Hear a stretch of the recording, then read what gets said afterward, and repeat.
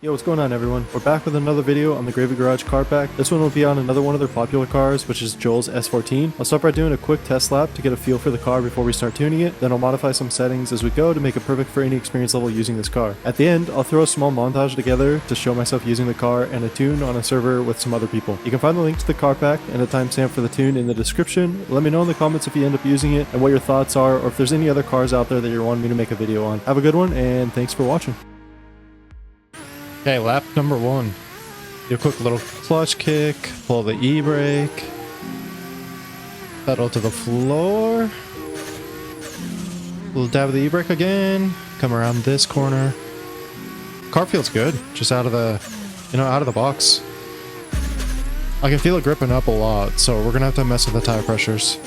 Okay, so just like all the other cars that I've tuned, these always come 15 PSI out of the box. We usually do 35 in the front and 30 in the rear, just for like a good starting point. But let's try 30 in the front, and then we're gonna do 25 in the rear. So 25 and 25, just like that. And the reason I'm lowering it down a little bit with this car, I feel like the grip that I had out of the box felt really good. It was a little too grippy, but I didn't want to take away too much of it because it did feel very responsive. So we're gonna do 30 in the front and 25 in the rear. Before we go back out for the second couple of laps, we're gonna go to generic brake bias, bump this up to 74, and then save this. So we've adjusted the tire pressure, 30 in the front, 25 in the rear, and then brake bias, adjusted that up to 74%. Okay, so second set of laps. Little clutch kick here. Pull the e-brake. Could have gone out a little bit wider. Let's try left foot braking. Yeah, it's already kicking the back end out, so that feels good. We'll try it again here. Little left foot brake to extend the zone. We're slowing down a lot, but it's all right. No one's behind us.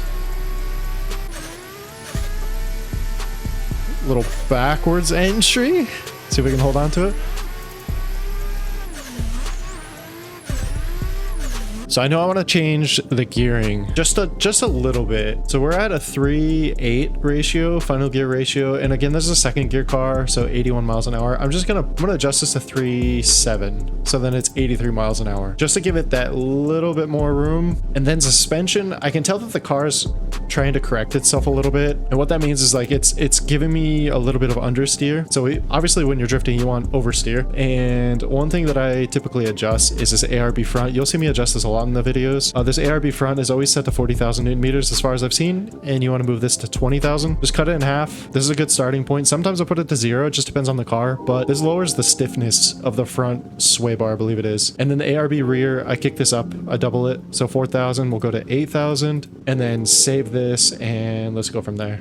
So going out to our third set of laps, we've adjusted the gearing just a little bit, the final gear just a little bit, and then the front sway bar and the rear sway bar. So with the front sway bar and the rear sway bar, it just adjusts the stiffness. It increases the stiffness for the rear and then decreases the stiffness for the front. And that should get it so the car stops trying to, I guess, correct itself. I don't know if that's the right term. Correct me if I'm wrong.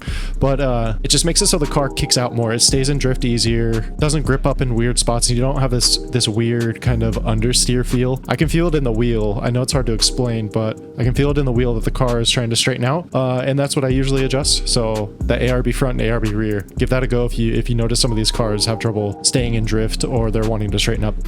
Okay, third set of lap, little initiation here, clutch kick, pull the handbrake, little dab of the handbrake here, some clutch work, little left foot brake to pop the back end out. And then right here, we'll open the car up, and we're not hitting the rev limiter now. So on the entry, I wasn't hitting the rev limiter, whereas before I was. So that little adjustment to the transmission, to the final gear, really helped. And then the car just slides. It slides very well now. It's not over rotating, it's not under rotating, and it just falls into where it wants to be. You'll notice right here on this entry, if I do it correctly, like it's quite a bit of angle, and we don't have to make too many corrections. No pull of the handbrake was needed. Just a little bit of clutch work here, some left foot brake. As we go up track, pop out into the zone. On that last zone was the only time I felt the car kind of over rotate. So I think having that ARB front adjusted and then the ARB rear adjusted as well, I think that helps this car a lot. So another quick little thing that I noticed was taking a look at the drivetrain. I've always noticed that the diff power is set to 100% and the diff coast is set to the lowest possible setting, but this car is different. Diff power is set to 65% and diff coast is set to 60%. So as far as what I've read online, again, correct me in the comments if I'm wrong, but what I've read online is that the diff power is essentially the differential. So having it at 100% would be a fully locked diff or a welded diff. And then the diff coast, not exactly sure what the diff coast is, but I've always seen the percentage set to the lowest possible value. So I'm going to try that just to match with what I've seen with the other cars in this car pack. So we have diff power 100%, which is essentially a locked differential or a welded differential, and then diff coast set to 5%. So we are technically driving with a locked diff. Let's do a couple more rounds of laps and adjust as we go.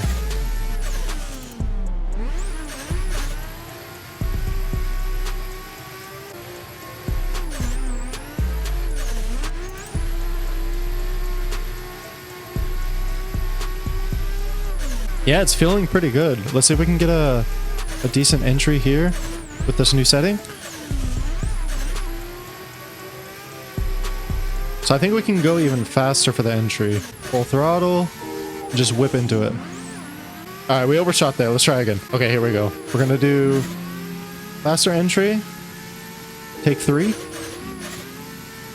Clutch in, clutch out. Okay, 4th try on the entry. Big whip. Clutch in. Okay, 5th time for big entry. Here we go.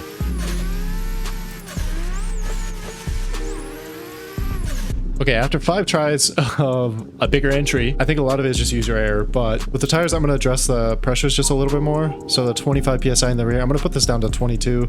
And then for the fronts, let's do 28 for the fronts. So I'm adjusting the tire pressures just a little bit more. I think after we did so many laps, you know, the tires heat up and everything, and I think they were heating up too much and I think causing us to lose traction. So we're going to try another big entry here. Low clutch kick, big whip into entry. Yeah, that one felt much better, much better. We're going to do one more entry and then probably call it quits there. Yeah, that one felt really good. That entry felt good. So I think with the adjustment to the differential, I think it really helps the car a lot.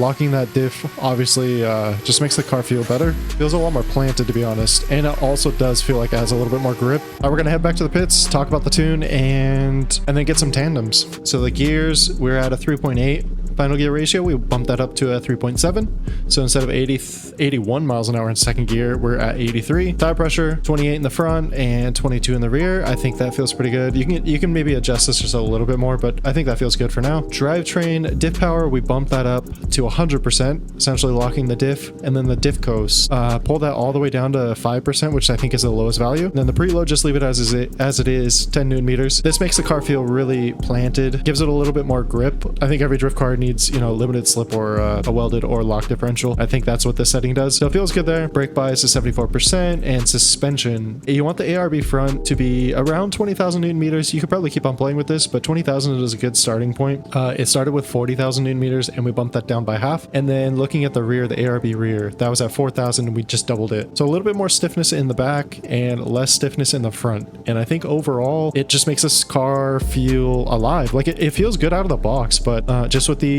minor adjustments here and there, the car just feels really good. So I'll throw a little bit of footage of me using this tune on the server, getting some tandems with some people and maybe a couple of chases here and there. Anyways, enjoy the montage and I'll see you in the next video. Thanks for watching.